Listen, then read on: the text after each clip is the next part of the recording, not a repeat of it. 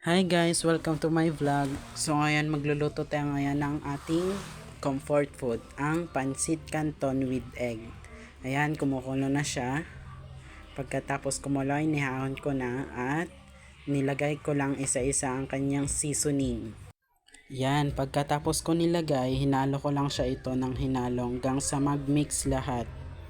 Yan, tignan nyo na lang yung pagkahalo ko. Oh.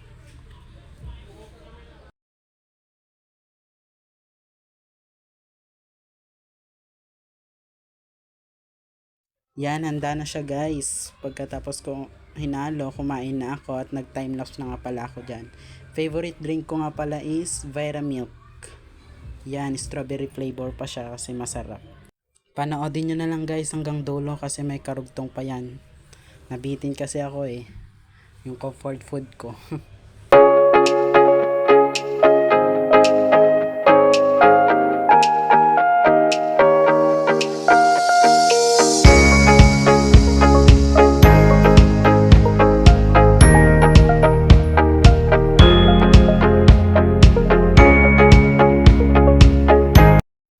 Hi guys, ito nga pala yung kadugtong niya. Yan, Mangwan, Hansel at ice cream lang yung kinain ko dyan. Kasi yan talaga yung favorite comfort food ko kapag malungkot lang ako, ganun.